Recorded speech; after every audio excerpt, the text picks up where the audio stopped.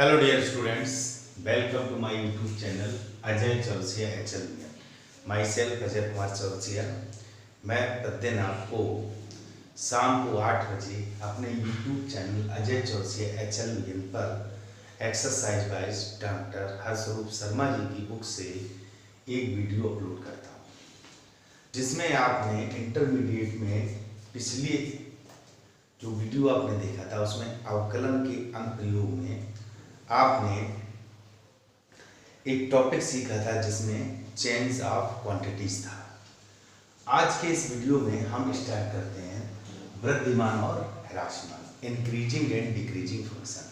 तो बेटा सबसे पहले हम यह समझें कि इंक्रीजिंग और डिक्रीजिंग किस तरह है।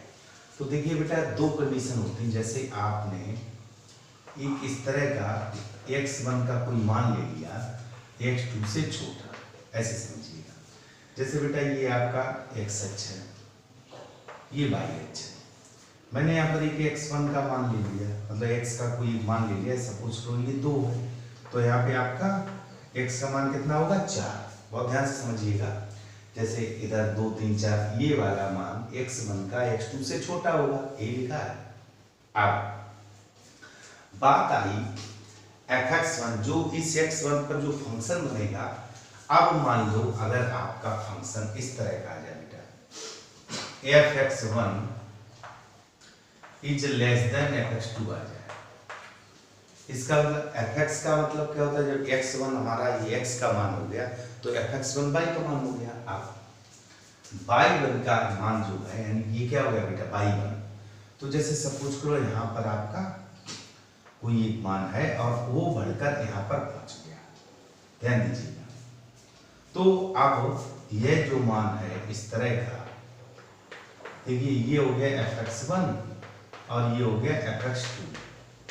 अब यहाँ दो शर्तें हो सकती हैं बेटा, कौन कौन सी।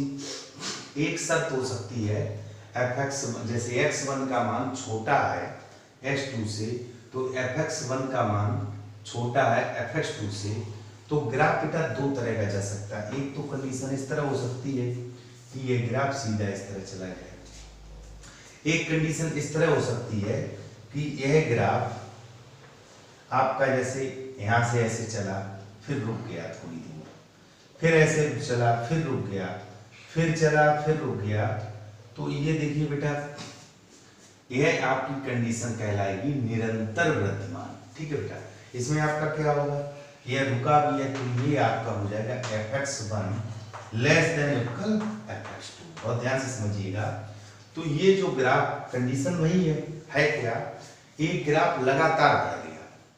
जब लगातार बढ़ गया तो इस कंडीशन में इसको कहते हैं निरंतर वृद्धिमान, निरंतर वृद्धिमान।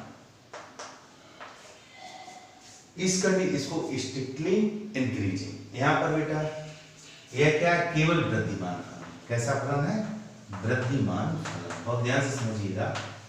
वृद्धिमान फलन में क्या है कि यहाँ पर ग्राफ हमारा ये देखिए x1 x2 fx1 fx2 है। तो कुछ स्थिति पे जैसे मान लो यहाँ से ऐसे ये बढ़ा, फिर थोड़ी दूर इस तरह चल गया, यानी कि उसी पॉइंट पर इस तरह थोड़ा आगे बढ़ गया, फिर ऊपर चला, फिर ऐसे रुक गया। तो जहां पर इक्वलिटी भी आ जाती है तो यह हो गया इंक्रीजिंग फंक्शन, और यह हो गया निरंतर जो लगातार बढ़ रहा है। सेम प्रोसेस दूसरा ग्राफ आपका बनता है। अगर x1 का मान छोटा है x2 से, बहुत ध्यान समझिए, x1 का मान यहाँ भी छोटा था x2 से, यहाँ पर भी छोटा है x2 से। अब ये मान लो आपका x1 है, ठीक है बेटा, और ये मान लो आपका x2 है। बहुत ध्यान से समझिएगा, x1 और x2। अब किसी कंडीशन में आपका यह मान बड़ा हो, जैसे मान लो यहाँ पे fx1 है और यहाँ पे fx2 है, ठीक है। सेम प्रोसेस नीचे यहाँ पर देखिए बेटा, ये आपका x1 है, ये x2 है, यहाँ पर x1 और x2। जैसे बेटा यहाँ लिखा था, मैंने बार बार लिखा नहीं, चाहो तो आप लिख सकते हो x1 x2 fx1 और fx2, ठीक है। सेम प्रोसेस यहाँ, एक ग्राफ इस तरह नीचे चला गया तो ये आपका क्या हो गया, ये हो गया ह्रासमान फलन। कैसा फलन हो गया, ह्रासमान फलन, ठीक है। अब ध्यान दीजिएगा, यहाँ पर देखिए x1 छोटा x2 से था, दोनों कंडीशन, लेकिन यहाँ पर ह्रासमान क्या हो गया, जो fx1 हो गया वो बड़ा हो गया fx2 से। ध्यान से देखिएगा, ये देखिए मान जो fx1 है वो आपका fx2 से कैसा है, बड़ा है। अब यहाँ पर क्या बेटा, जैसे ये इस तरह चला, फिर थोड़ा रुक गया, फिर चला, फिर रुक गया, फिर चला, फिर रुक गया, फिर चला, इस तरह का ग्राफ जब बना, तो यहाँ पर बेटा ये fx1 है, ये fx2 है, तो कंडीशन हमारी बन गई कि x1 तो आपका छोटा था x2 से, लेकिन यहाँ पर आ गया fx1 बड़ा या बराबर fx2 से, क्योंकि यहाँ पर देखिए बेटा इक्वलिटी भी आती है ये, तो यह आपका क्या हो गया फलन, यह ह्रासमान, ये निरंतर ह्रासमान। यहाँ पर क्या लिखना, निरंतर, क्योंकि बेटा लगातार घट रहा है, यह लगातार बढ़ रहा है, तो ये निरंतर वृद्धिमान फलन। यह कुछ जगह बराबर भी हो रहा है, तो ये आपका सिर्फ ह्रासमान फलन। तो बहुत ध्यान से समझिएगा, ह्रासमान फलन। आपको यह मैंने दो ग्राफ सिर्फ इसलिए बनाए कि जब x1 का मान छोटा है x2 से और fx1 का मान भी छोटा है fx2 से, अब छोटा या छोटा बराबर दोनों बातें, तो ये वृद्धिमान फलन या निरंतर वृद्धिमान फलन है। लेकिन अगर x1 का मान छोटा है x2 से और fx1 का मान बड़ा है fx2 से या बराबर है, बराबर है, तो ह्रासमान या निरंतर ह्रासमान फलन है। तो बेटा ये बहुत ही महत्वपूर्ण पॉइंट है। कई बुक्स में क्या है कि इन दोनों बातों की स्पष्टता नहीं है, ठीक है बेटा। जनरल वे में अगर आपका ग्रेटर देन, अब ये केवल फलन देखकर, एक दूसरी बात और आती है जो अवकलन से आती है, ये एक हमारा पॉइंट हो गया। अब दूसरी जो महत्वपूर्ण बात है, अगर जैसे हमारा फंक्शन दिया गया, मैं यहीं पे लिख दे रहा हूँ, यहाँ पे लिख दे रहा हूँ, इस बात को भी बहुत ध्यान से समझिएगा। जैसे कोई फंक्शन बात हो गई आपको फलन को देखकर, आप मान लो फंक्शन दिया हुआ है fx, ध्यान दीजिएगा फंक्शन कैसा दिया हुआ है fx, आप इसका डिफरेंशियल विद रिस्पेक्ट अगर x में दिया तो x के सापेक्ष, r में दिया तो r के सापेक्ष अवकलन कर लीजिएगा। प्रथम अवकलन निकाल लीजिएगा f डैश x निकाल लीजिएगा। अब f डैश x का मान यदि 0 से बड़ा आता है तो आप इसको लिख सकते हैं निरंतर वृद्धिमान फलन। बहुत ध्यान से समझिएगा। अब अगर f डैश x का मान छोटा आता है 0 से छोटा, तो आप इसको लिख सकते हो निरंतर ह्रासमान। कैसा होगा बेटा, निरंतर ह्रासमान। अब मान लो वह अवकलन 0 आ गया, आपका आ गया f डैश x बराबर 0, तो इस शर्त पर फलन ना वृद्धिमान है, ना तो वृद्धिमान है और ना ह्रासमान। बहुत ध्यान से समझिएगा। तो यहाँ पर बात क्या आ गई बेटा, यह तो डायरेक्ट फलन को देखकर कि x1 छोटा है x2 से, तो fx1 यानी कि जो y है आपका वह बड़ा या बराबर है, वह छोटा या बराबर है। तो यहाँ पर तो बेटा निरंतर वृद्धिमान या वृद्धिमान हो सकता है, यहाँ पर निरंतर ह्रासमान या ह्रासमान हो सकता है। लेकिन जब फंक्शन हमारा दिया हुआ और मैंने उसका डिफरेंशिएशन किया, अवकलन करने के बाद अगर उसका मान धनात्मक आता है यानी कि 0 से बड़ा आता है, तो हम कह देंगे स्ट्रिक्टली इंक्रीजिंग फंक्शन, निरंतर वृद्धिमान फलन। और अगर वही मान छोटा आता है 0 से, तो हम कह देंगे स्ट्रिक्टली डिक्रीजिंग फंक्शन यानी कि निरंतर ह्रासमान फलन। अब यदि डिफरेंशिएशन 0 आ जाता है तो आप कह देंगे कि ना तो यह फलन वृद्धिमान है और ना ह्रासमान है। तो बिल्कुल बेटा सिंपल बात है, तो इसको बहुत ध्यान से समझिएगा। दूसरा एक छोटी सी और महत्वपूर्ण बात है, आप अंतराल और समझते होंगे, अंतराल। तो अंतराल को भी मैं थोड़ा सा डिफाइन किए दे रहा हूँ यहीं पर, क्योंकि अंतराल के बिना आप बहुत सी बातें नहीं जान पाएंगे। तो देखो बेटा, ये मैं अंतराल में चलो कट कर देंगे। इतना बेटा आप नोट करिएगा। हाँ बेटा चलते हैं, देखिए एक्सरसाइज 6B, इसको आप ध्यान से देखिएगा। एक्सरसाइज 6B में इन्होंने कहा है दिखाइए कि निम्नलिखित फलन r पर वर्धमान है। देखिए बेटा, पहला क्वेश्चन दिया है कि फलन कैपिटल R पर वृद्धिमान है। ध्यान से समझिएगा, यानी मुझको यह निकालना है कि यह इंक्रीजिंग फंक्शन है, फलन R पर वृद्धिमान है। ठीक है, अब इसमें देखिए बेटा, पहला पार्ट दिया हुआ है f(x) = 3x + 1। ठीक है बेटा, तो आप करेंगे differential with respect to x, तो आपका आ जाएगा f(x) = 3। तो आप देखिएगा यह मान हमारा क्या है, 0 से बड़ा है, तो आप लिख दोगे f(x) > 0, अतः फलन कैसा बेटा, वृद्धिमान। एक्चुअली निरंतर वृद्धिमान हुआ, लेकिन यहाँ वृद्धिमान की बात कही है, तो आप इसको लिख सकते हो कि वृद्धिमान फलन है, फलन वृद्धिमान है। क्लियर, क्योंकि अभी मैंने बताया कि अगर अवकलन आपका 0 से बड़ा है तो निरंतर वृद्धिमान, यहाँ वृद्धिमान कहा तो आपने वृद्धिमान लिख दिया। दूसरा पार्ट दिया हुआ बेटा, दूसरे पार्ट में उन्होंने कहा है f(x) = x³ - 6x² + 12x और माइनस का 16। तो सबसे पहले हम डिफरेंशिएशन करेंगे, differential with respect to x। तो आप लिखोगे f(x) = 3x² - 12x + 12। इसमें से 3 कॉमन ले लो, तो x² - 4x + 4। तो ध्यान दीजिएगा 3, ये हो गया x - 2 का होल स्क्वायर। तो f(x) है। अब देखो बेटा, फलन r की बात करें, अब यहाँ तो देखो बेटा x का मान ही नहीं, x आया ही नहीं था, f(x). अब बेटा x का r पर, जैसे यहाँ पे कहा फलन r पर, इसका मतलब ये है x belongs to r, x हमारा क्या रियल नंबर। अब इस फंक्शन में बेटा हम कोई सा रियल नंबर रखें, जैसे मैंने 1 रखा, 2 रखा, 3 रखा, ऋण 1 रखा, ऋण 2 रखा, ऋण 3 रखा, यह हमेशा पॉजिटिव वैल्यू देगा, धनात्मक वैल्यू देगा या 0 देगा।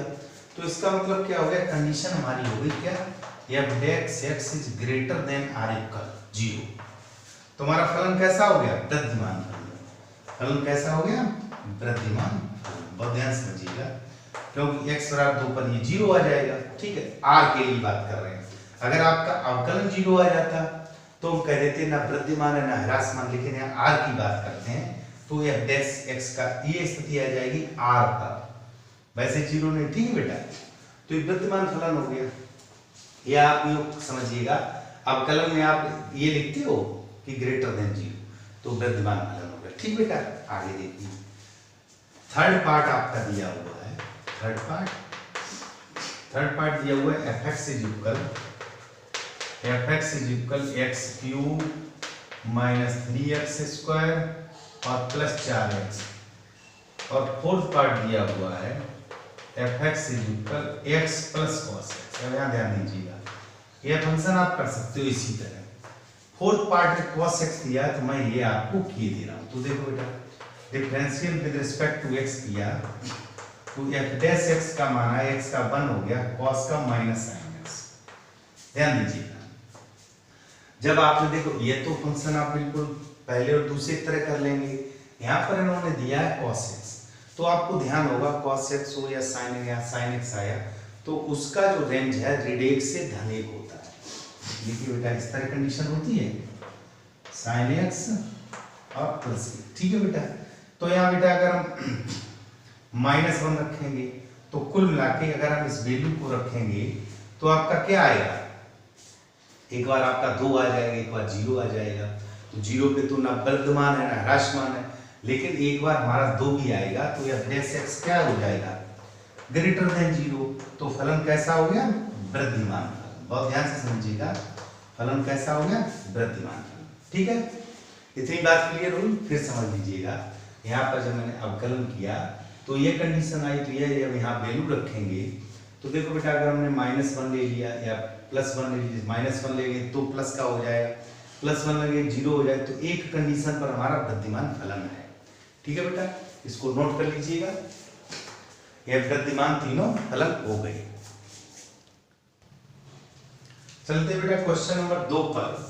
क्वेश्चन नंबर 2 में इन्होंने कहा है कि सिद्ध कीजिए R पर fx इज इक्वल 3x + 17 ये दिया हुआ है से प्रदत्त फलन निरंतर वर्धमान है। तो देखो बेटा differential with respect to x, तो आपका f डैश x क्या आ गया 3, x का 1 17 का 0। तो देखिए बेटा f dash x is greater than 0 आया। अभी मैंने आपको पिछले क्वेश्चन में यह स्पष्टता बताई थी कि ग्रेटर देन 0 है तो यह एक्चुअली निरंतर वर्धमान होता है। ठीक है, अब इस क्वेश्चन जैसे पिछले क्वेश्चन ग्रेटर देन 0 आया तो वहां से वृद्धिमान शब्द दिया तो आप निरंतर था, आप वृद्धिमान भी लिखे क्योंकि इंक्रीजिंग तो है ही, लेकिन यहाँ देखो ग्रेटर देन 0 आया। यही इन्होंने कहा है कि सिद्ध करो निरंतर वर्धमान है। तो अतः फलन निरंतर वर्धमान है, यानी कि स्ट्रिक्टली इंक्रीजिंग फंक्शन। क्लियर, इसमें कोई डाउट है नहीं। अब तीसरे क्वेश्चन में इन्होंने बेटा दिया हुआ है सिद्ध कीजिए fx is equal sin x। ध्यान देना fx is equal sin x, और ये कहा है कि 0 से π/2 पर इसमें 3 कंडीशन दी है। देखो बेटा बहुत अच्छा सवाल है। ए पार्ट में दिया हुआ है 0 से π/2 इस पर निरंतर वर्धमान है, पर निरंतर वर्धमान कह लो या वृद्धिमान कह लो, जो भी कह लो, निरंतर वर्धमान। बहुत ध्यान से समझिएगा।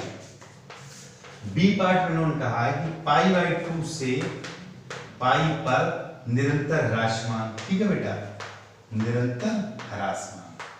अब यहां ध्यान दीजिएगा। और फिर सी में पूछा होगा 0 से पाई पर ना तो वृद्धिमान, ठीक है बेटा, और ना ही ह्रासमान। बहुत ध्यान समझिएगा, ये तो आपके क्वेश्चन में दिया हुआ, मैंने केवल समझाने के लिए दिया। तो आप देखो बेटा सबसे पहले आपको करना differential with respect to x। तो आपका निकला है f dash x is equal cos x। अब ये जो वैल्यू निकली है इसकी कंडीशन हम देखेंगे। देखो तो इसके लिए बेटा वैसे आप ग्राफ वगैरह बनाओगे तो थोड़ा कठिन लगेगा आपको। आप सीधा सा चतुर्थांश पे चले जाइए, चतुर्थांश पे। ठीक है बेटा, अब चतुर्थांश पे बेटा यहाँ पे ये 0 है, ये π/2 है। तो देखिए 0 से π/2 आपका ये हो गया, और ये वाला हो गया π/2 से पाई। ठीक, तो ध्यान दीजिएगा आप जब लिखेंगे कि f डैश x 0 से π/2 पर, ध्यान दीजिएगा 0 से π/2 पर जब भी रखेंगे तो आप जान रहे हो कि cos x प्रथम चतुर्थांश में धनात्मक होता है। तो आपका कैसा आएगा मान, पॉजिटिव, धनात्मक। और ध्यान समझिएगा कैसा मान आएगा, धनात्मक। जब धनात्मक आएगा 0 से π/2 तक कोई मान ले लीजिएगा तो आपका मान कैसा आएगा, धनात्मक। क्यों, हम जानते हैं पहले चतुर्थांश में cos धनात्मक होता है, सभी धनात्मक होते हैं। तो ये धनात्मक आएगा, तो इसका मतलब क्या हुआ, अतः 0 से π/2 पर फलन क्या है उनका, निरंतर वर्धमान। तो देखिए ये जब धनात्मक आएगा तो 0 से बड़ा होगा, तो आप क्या लिखोगे कि निरंतर वर्धमान फलन है, निरंतर वर्धमान फलन है। क्लियर। अब फिर आप लिखोगे f डैश x π/2 से पाई। अब यहां आप देखो कोई मान रख के देख लो, ये द्वितीय चतुर्थांश में जो cos है वो आपका नेगेटिव होता है, तो आपका यह मान कैसा आएगा, ऋणात्मक। तो यहां पर भाषा लिखनी, अतः π/2 से 0 पर फलन निरंतर कैसा है, निरंतर ह्रासमान है। फलन निरंतर ह्रासमान है। क्लियर। अब बेटा दो बातें हमने निकाल ली। अब कोई एक इस तरह का आप समझिएगा, जैसे आपका यहां से यहां समझ लीजिएगा, ये मान लो ग्राफ है आपका, यहां से जैसे ये 0 था, ये आपका π/2 था, और ये आपका पाई था। तो ये फलन यहां से यहां तक पॉजिटिव रहा, ठीक, यहां से यहां तक नेगेटिव रहा। तो अगर यहां से यहां तक की बात करें तो देखो बेटा, इधर धन है इधर ऋण है, बहुत ध्यान से समझिएगा। तो 0 से पाई पर तो क्या होगा, एफ डैश एक्स 0 से पाई पर क्या हो जाएगा बेटा, 0, क्योंकि जितना धन है उतना ऋण है तो 0 हो जाएगा। तो ये क्या आ जाएगा, शून्य। और जब शून्य आ जाएगा, आता 0 से पाई पर फलन ना तो वृद्धिमान है ना तो वृद्धिमान ना ही ह्रासमान है। और ध्यान से समझिएगा, ह्रासमान है। करना क्या होता बेटा, हम पहले उसका प्रथम अवकलन निकाल लें, फिर चतुर्थांश बना लें, सबसे अच्छा तरीका है। यह प्रथम है, द्वितीय। अब कोई यहां तक बेटा धन गया, यहां तक ऋण गया, तो रिजल्टेंट 0 हो गया। तो पहली कंडीशन में डैश एक्स कैसा आएगा, पॉजिटिव। जब पॉजिटिव आएगा तो हम कह देंगे फलन 0 से π/2 पर कैसा, निरंतर वर्धमान। π/2 से पाई पर द्वितीय चतुर्थांश में पहुंच गया तो कैसा आएगा, नेगेटिव। तो हम कह देंगे ऋणात्मक। इसका मतलब फलन हमारा निरंतर ह्रासमान है। अब 0 से π/2 की बात करें तो इधर प्लस था इधर माइनस, रिजल्टेंट 0। तो हम कह देंगे 0 से पाई पर फलन ना तो वृद्धिमान है और ना ही ह्रासमान है। स्क्रीनशॉट ले लीजिएगा बेटा। चलते हैं अगले प्रश्न पर। क्वेश्चन नंबर 4 पर चलते हैं। क्वेश्चन नंबर 4 में इन्होंने कहा, दिखाइए कि निम्नलिखित फलन r पर ह्रासमान है। देखिए बेटा, जो फलन है वो r पर कैसे है, ह्रासमान है, यानी कि डिक्रीजिंग फंक्शन है।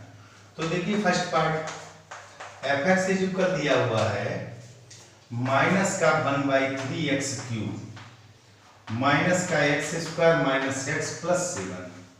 तो differential with respect to x करेंगे तो यहां से आपको प्राप्त होगा f dash x is equal minus 1/3 into 3x² minus का 2x और माइनस का 1। फाइनली आपका माइनस कॉमन ले लीजिएगा तो x² प्लस 2x प्लस 1। ठीक है बेटा, यह हो गया माइनस x प्लस 1 का होल स्क्वायर। तो बेटा x का जो भी रियल नंबर में मान हो, r पर जो भी मान हो, वह ये तो पॉजिटिव आएगा लेकिन माइनस पहले लगा है। तो इसका मतलब क्या हो गया कि f dash x is less than 0। अब लेस देन 0 हो गया तो हमारा फलन क्या हो गया बेटा, लेस देन। इक्वल भी हो सकता है क्योंकि x बराबर जब हम यहाँ पर -1 रखेंगे तो लेस देन इक्वल लिख दीजिएगा। तो ये आपका क्या हो गया, फलन हो गया ह्रासमान। अतः फलन ह्रासमान फलन। कैसा फलन है, ह्रासमान। ठीक है बेटा, यह x देखो बेटा, यह तो 0 नहीं, आप ये मत कहना कि अभी मैंने बताया था डैश x 0 निकले। तो यह x के किसी मान पर, वैसे मान तो 0 नहीं है, f डैश x का कुछ मान है, लेकिन किसी स्पेशल कंडीशन पे ये 0 भी हो सकता है। तो वहां पर फलन क्या है, ह्रासमान। ठीक है बेटा, यही हमसे प्रूफ कराया गया। इसी का सेकंड पार्ट दिया हुआ है। सेकंड पार्ट में उन्होंने कहा है f(x) इज इक्वल हमारा log sin x। f(x) is equal हमारा क्या दिया, log sin x। तो differential with respect to x, तो यह डैश x आपका हो गया log x 1/x। अब x ना होकर ये sin x था तो sin x का क्या हो गया, cos x। तो फाइनली आपका f डैश x आ गया, क्या आ गया, cot x। ठीक है बेटा, अब cot x की कंडीशन देख लेते हैं। इन्होंने ये कहा कि निम्नलिखित फलन r पर ह्रासमान। तो देखो बेटा ध्यान दीजिएगा, जो cot देखिए पहले चतुर्थांश में सभी धनात्मक होते हैं, यानी कि 0 से π/2 पर सभी धनात्मक होते हैं। दूसरे में cot आपका निगेटिव आता है। ठीक है, तो ये कंडीशन हो गई π/2 से पाई तक। इन्होंने फलन r पर पूछा है तो आप लिखिएगा अतः f डैश x का मान π/2 से पाई पर ऋणात्मक है। अतः हमने लिख दिया है डैश x का मान π/2 से पाई पर ऋणात्मक है। तो फलन कैसा है, π/2 से पाई पर ह्रासमान फलन। चूंकि इन्होंने ये पूछा है कि किस पर ह्रासमान है, यहाँ पर बेटा ये पूछा r किस पर ह्रासमान है, तो π/2 से पाई पर यह फंक्शन हमारा कैसा है, ह्रासमान। इन्होंने कहा निरंतर ह्रासमान। बेटा इक्वलिटी भी होगी तो ये इक्वलिटी नहीं होगी तो आपका निरंतर ह्रासमान हो गया, तो निरंतर शब्द लिख लीजिएगा, निरंतर ह्रासमान। एक बार फिर समझिएगा, हमने इसका अवकलन किया, अवकलन में ये प्रथम चतुर्थांश में तो पॉजिटिव आ रहा है, इसका मतलब 0 से π/2 पर, तो ये आपका इंक्रीजिंग फंक्शन होगा। लेकिन मुझे चाहिए फलन r पर ह्रासमान, तो π/2 से पाई पर यह फलन निरंतर ह्रासमान फलन होगा। इसको नोट कर लीजिएगा। चलते बेटा अगले प्रश्न पर। इन्होंने 5वें प्रश्न में यह कहा है कि अंतराल ज्ञात कीजिए। यहाँ पर बेटा आप मुझे अंतराल निकालना, ध्यान से समझिएगा। इन्होंने कहा अंतराल ज्ञात कीजिए, अंतराल ज्ञात कीजिए। ठीक है बेटा, अंतराल ज्ञात कीजिए। फंक्शन दिया हुआ है f(x) इक्वल f(x) बराबर दिया हुआ है 2x² माइनस 3x, और इन्होंने ये कहा कि से प्रदत्त फलन निरंतर वर्धमान है और निरंतर ह्रासमान। तो देखिए बेटा, सबसे पहले हम क्या करेंगे, differential with respect to x निकालेंगे। तो आपका f' आ गया 4x माइनस 3। ठीक है बेटा, 2 दूनी 4x माइनस 3। अब यहाँ पर इन्होंने ये कहा कि अंतराल ज्ञात करिए, और a में दिया निरंतर वृद्धिमान और b में पार्ट में दिया हुआ है निरंतर ह्रासमान। तो देखो बेटा, निरंतर वर्धमान और ह्रासमान निकालना, तो आपको जब भी अंतराल निकालना हो तो सबसे पहले क्रिटिकल पॉइंट निकालिए। क्रिटिकल पॉइंट का मतलब वह बिंदु जिस पर जो हमारा डिफरेंशिएशन है, अवकलन है, वह फलन 0 हो जाए। तो क्रिटिकल पॉइंट को जब हम इसको 0 करेंगे तो 4x माइनस 3 इक्वल 0, तो x इक्वल 3/4 आएगा। इसका मतलब 3/4 हमारा क्रिटिकल पॉइंट हो गया। अब एक ग्राफ बनाएंगे बेटा, यहाँ कहीं आपका 3/4 होगा, और ये जो भी r पे चलता है यह माइनस अनंत से प्लस अनंत तक चलता है। तो देखिएगा बेटा, अब एक आपका यह पॉइंट हो गया, एक यह पॉइंट हो गया, माइनस अनंत से 3/4 और 3/4 से अनंत। तो देखो बेटा, इधर आपका पॉजिटिव वैल्यू होगा और इधर आपका नेगेटिव होगा। तो देखिए ग्राफ इस तरह जाएगा, ये इस तरह। ठीक है बेटा, लेकिन हमें ग्राफ से मतलब नहीं, हमें मतलब मैन है क्रिटिकल पॉइंट से। तो इन्होंने बेटा ये कहा कि वह अंतराल बताइए जिस पर फलन निरंतर वर्धमान हो। तो देखो बेटा, निरंतर वर्धमान हो। अब निरंतर वर्धमान बेटा किस पॉइंट पे होगा, यहां से यहां तक आपका बढ़ेगा, तो यह जाएगा 3/4 से इनफाइनाइट तक, ये अंतराल हो गया। बी में कहा है अंतराल बताइए जिस पर निरंतर ह्रासमान हो। तो देखिए बेटा, निरंतर ह्रासमान, तो निरंतर ह्रासमान में क्या होगा बेटा, हमेशा लेफ्ट साइड का पहले लिखा जाता है, माइनस अनंत से 3/4। ठीक है बेटा, आप ध्यान दीजिएगा, यहाँ देखिए ओपन ब्रैकेट लगा हुआ है, इसका मतलब 3/4 ना इसमें शामिल है ना इसमें। क्यों? क्योंकि 3/4 तो 0 हो जाएगा। यदि शामिल होता तो यहाँ बड़ा कोष्ठक लगा होता, 3/4 शामिल नहीं है।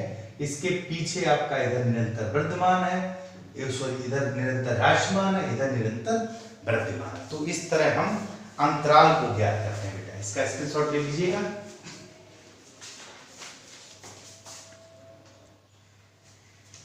क्वेश्चन नंबर 6 की बात करते हैं।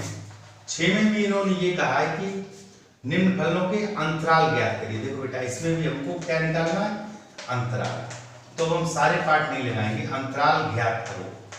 तो मैं आपको केवल समझा रहा हूं, उनको समझिएगा। अंतराल ज्ञात करो, तो जैसे बेटा 6 का ए पार्ट दिया हुआ है, f(x) इक्वल x² + 2x + 5। ठीक, तो differential with respect to x किया आपने, तो ये आपका हो गया f'(x) इक्वल 2x + 2। ठीक है, x² का 2x और इसका x का 1। तो आप लिखोगे क्रिटिकल पॉइंट, तो यानी कि 2x + 2 = 0। तो 2x बराबर -2 हो गया, तो x बराबर -1। इसका मतलब जो क्रिटिकल पॉइंट है वो है हमारा, यानी कि x के ऋण 1 मान पर f' 0 हो जाएगा। तो फिर आप इस तरह बना लीजिएगा, यहाँ कहीं -1 होगा तो इधर माइनस अनंत होगा, इधर प्लस अनंत होगा। तो इसका मतलब क्या हो गया, और इसमें ये कहा है निरंतर वर्धमान और या ह्रासमान। तो आप इसमें अंतराल लिखेंगे, तो आप लिखेंगे कि अंतराल ऋण 1 से अनंत पर फलन पर प्रदत्त फलन कैसा होगा बेटा, निरंतर वर्धमान होगा, निरंतर वर्धमान। ठीक है बेटा, वर्धमान है। उसके बाद अंतराल -अनंत से 1 पर प्रदत्त फलन निरंतर ह्रासमान। कैसा बेटा, ह्रासमान। बहुत ध्यान समझिए, बिल्कुल सिंपल सी बात है। ये आपका ह्रासमान फलन हो गया, ये आपका वर्धमान हो गया, यह नेगेटिव में गया, यह पॉजिटिव में गया। ठीक है बेटा, बिल्कुल सिंपल सा पॉइंट है, इसको आप नोट कर लीजिएगा। अब देखिए बेटा, इसमें आपके ई तक पार्ट दिए हुए हैं, ये सारे पार्ट आपको स्वयं लगाने हैं। क्या करना है बेटा, डिफरेंशिएशन करना है, फिर उसका क्रिटिकल पॉइंट निकालना है, यानी कि आप जो हमारा अवकलन है वह किस बिंदु पर 0 होता है। इस तरह ग्राफ बना लीजिएगा, तो आगे वाला धनात्मक मान होगा, पीछे वाला ऋणात्मक होगा। इसको नोट कर लीजिएगा बेटा। देखो बेटा, इसी में सारे पार्टों में जैसे सी पार्ट दिया हुआ 3 घात फलन है, ई पार्ट में 3 3 6 घात का फलन है। तो देखो बेटा, जब 3 घात का फंक्शन है तो अवकलन 2 घात में आएगा। इसका मतलब क्रिटिकल पॉइंट हमारे 2 होंगे। तो इसको समझ लीजिएगा। जैसे देखो बेटा, सी पार्ट दिया हुआ है, इसमें उन्होंने दिया हुआ fx is equal -2x³ -9x² minus का 12x + 1 तो differential with respect to x, इसका डिफरेंशिएशन कर दिया। अब आप लिखेंगे f' इज इक्वल, ये आपका आ गया -2 गुणांक है तो 3 दूनी 6x² माइनस 9 दूनी 18x माइनस का 12। अब ध्यान दीजिएगा, मुझे क्रिटिकल पॉइंट चाहिए, तो आपका क्रिटिकल पॉइंट के लिए -6 कॉमन ले लीजिएगा, तो आपका आ जाएगा x² + 3x और +2 इज इक्वल 0 लिखेंगे क्रिटिकल पॉइंट के लिए। ठीक है, आप चाहो तो ऐसे लिख दो, for critical point, critical point. ठीक है बेटा, तो ये वाला पार्ट हमने 0 रख दिया, तो x² + 3x + 2, तो इसका फैक्टर हो गया x + 1 और x + 2, 2 × 1 = 2 और 1 3 बराबर 0। तो जो x का मान मिला वो एक ऋण 1 मिला, एक ऋण 2 मिला। तुम्हारे क्रिटिकल पॉइंट यहाँ पर 2 मान प्राप्त हो गए। जैसे 3 घात समीकरण है तो क्रिटिकल पॉइंट 2 होंगे, 4 घात में 3 होंगे, 5 घात में, यानी कि जितना घात उससे एक कम क्रिटिकल पॉइंट। हाँ, कभी कभार ऐसा हो सकता है होल स्क्वायर बन जाए, तो होल स्क्वायर या होल क्यूब बन जाए तो एक ही मान आएगा, तो वो कंडीशन अलग हो गया। बेटा क्रिटिकल पॉइंट हमारे 2 हो गए, उसको समझने की बात। जैसे एक पॉइंट था तो मैंने डायरेक्ट कह दिया कि आगे वाला आपका प्लस था, पीछे वाला माइनस था। अब यहाँ पर क्रिटिकल पॉइंट है 2, तो देखो बेटा, इधर जैसे मान लो ऋण 1 होगा तो इधर लेफ्ट साइड आप -2 होगा। अब मुझे चेक करना है कि किस बिंदु पर, देखो बेटा ये जो हमारा f' इसी पर तो चेक करेंगे f' को।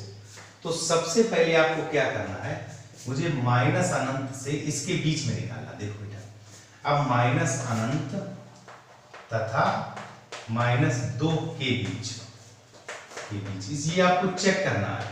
अब इनके बीच जैसे -2 और अनंत, जैसे हमने मान ले लिया -3, सब कुछ को -3 ले लिया, या -3 रखेंगे। ध्यान दीजिएगा, -3 रखें तो ये मान यही तो है बेटा, या देखो माइनस भी लगा था, बाद हमने 0 पहुंचा दिया, तो चूंकि वैल्यू ये देखो यहाँ पे मैंने रखा -3, मतलब ये कि ये जो आपका अंतराल है इसके अंतर्गत कोई सा एक मान -3 -4 -5 जो आपका मन करे वो रख के देख लो। मैंने इसको जैसे -3 रखा तो -3 यहाँ रखा तो -2 बचेगा, यहाँ -1 माइनस प्लस फाइनली माइनस, तो इसके बीच में हमारा वैल्यू कैसा आया, निगेटिव। और ध्यान से समझिएगा, आप -2 और -1 के बीच, तो -2 और -1 के बीच आपका -1.2 हो सकता है, 1.5 लिख सकते हो, -2 तथा -1 के बीच। देखो ये आपका कैसा आया, निगेटिव आया, ऐसे लिख दीजिएगा ऋणात्मक, ऋणात्मक, ठीक। और ध्यान से समझना बेटा, यही चीजें आपको निकालना सीखनी है। -2 और -1 के बीच, इनके बीच देखो बेटा, जब मैंने -2 माइनस, तो मैंने कहा जैसे माइनस का आप 1.5 रख लीजिएगा, अब जैसे 1.5 रखा आपने, तो यहाँ आपका वैल्यू आएगा माइनस में, यहाँ आएगा प्लस में, तो प्लस माइनस माइनस, इसके कारण प्लस, तो ये वैल्यू आपकी कैसी आ गई, प्लस, कैसी आ गई, प्लस। बहुत ध्यान से समझिएगा, ये जरूरी नहीं कि आप यही मान रखो, ये सारी बातें आपको निकालनी पड़ेंगी, बिना इसको निकाले आप अंतराल नहीं निकाल सकते। फिर समझिएगा कि जो आपका ये क्रिटिकल पॉइंट है उसके बीच का कोई एक मान जो तुम्हारा मन करे उसको रखिए। जैसे मैंने -1 और -2 के बीच में माइनस का 1.5 ले लिया, -1.5 यहाँ रखा, तो आपका कितना बचा, माइनस में, यहाँ प्लस में बचेगा, तो प्लस माइनस माइनस, एक माइनस पहले से है तो फाइनली प्लस हो गया। अब बात करते हैं माइनस अनंत तथा अनंत के बीच, ठीक है बेटा। ये पॉइंट अगर आप निकालना सीख गए तो आप आसानी से, अब इनके बीच की बात करें तो ऋण 1 से धन के अनंत तक कोई एक मान, देखो ऋण 1 आप यहाँ रख सकते हो, 0 1 2 3 4 जो तुम्हारा मन करे, जैसे मैंने 0 रख दिया है, 0 रखा तो बेटा ये कितना आएगा, पॉजिटिव, और ये ऋण पहले लगा तो कैसा आएगा, ऋणात्मक। अब ये जब आपने इतना निकाल लिया तो हमारे क्वेश्चन में ये पूछा गया है, इन्होंने कहा है कि ये आपको निरंतर वर्धमान है या ह्रासमान। अब आपको बेटा क्या लिखना है कि -2 और माइनस, तो आप लिखोगे अंतराल -2 और -1 पर फलन निरंतर वर्धमान है, निरंतर कैसा बेटा, वर्धमान है। उसके बाद एक पोर्शन आपका नेगेटिव वाला ये हो गया, देखो ये नेगेटिव हो गया और ये नेगेटिव हो गया, ये आपका पॉजिटिव हो गया, ठीक है बेटा। तो अब आपको लिखना है अंतराल एक आपका आया -2 से, माइनस अनंत से -2, दूसरा -1 से अनंत, तो इसका यूनियन लिखना पड़ेगा क्यों, दोनों शामिल है, पर प्रदत्त फलन निरंतर ह्रासमान है, कैसा बेटा, निरंतर ह्रासमान है। और ध्यान से समझिएगा, एक बार फिर समझ लो, आपको इन्होंने ये कहा है कि ये किस अंतराल पर फलन हमारा वर्धमान है, किस अंतराल पर ह्रासमान है। तो मुझे क्या करना कि मैंने देखा चूंकि 3 घात समीकरण थी तो 2 क्रिटिकल पॉइंट निकलेंगे, 4 घात में 3, तो ये ध्यान रखना आपको। अवकलन कर लिया, अवकलन करने के बाद क्रिटिकल पॉइंट निकाल लिए, फिर आप क्रिटिकल पॉइंट को इस ग्राफ पे शो कर दिया। आप ये आपके पॉइंट्स यहाँ 3 बने, ऋण अनंत से ऋण 2, ऋण 2 से ऋण 1, ऋण 1 से धन का अनंत। मैंने इनके बीच अब चेक कैसे करना है, जैसे ऋण अनंत से ऋण 2 के मध्य में कोई मान, ऋण 3, ऋण 4, ऋण जो तुम्हारा मन करे उसको आप साइड रख के रख लीजिएगा, चेक कर लीजिएगा। जैसे अभी मैंने ऋण 3 रखा, आप ऋण 4 रख लो, ऋण 5 रख लो, कोई भी मान यहाँ रख लो। जब ऋणात्मक मान रखोगे तो ये मान आपका कैसा आएगा, माइनस में दोनों आएंगे, माइनस माइनस प्लस हो गया, इसके कारण माइनस, चूंकि HN भी साथ में चल रहा है तो नेगेटिव वैल्यू आएगी। -2 और -1 के बीच आप 1.1 माइनस का 1.2, मतलब माइनस में कोई सा मान ऋण 1 और ऋण 2 के बीच में रख सकते हो, जो आपका मन करे।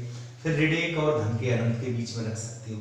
तो जो वैल्यू पॉजिटिव दे रहा है तो उस मान पर आपका क्या होगा, निरंतर वर्धमान फलन, और जो वैल्यू आपको नेगेटिव दे रहा है उस पर आपका निरंतर ह्रासमान फलन।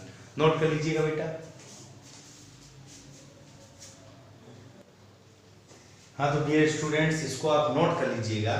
और हमने आपको एक्सरसाइज 6B के क्वेश्चन 6 तक सॉल्व करा दिए हैं और आप उनको बहुत कायदे से सीखिएगा। अब हम मिलते हैं आपको अगले वीडियो में, तब तक के लिए बाय।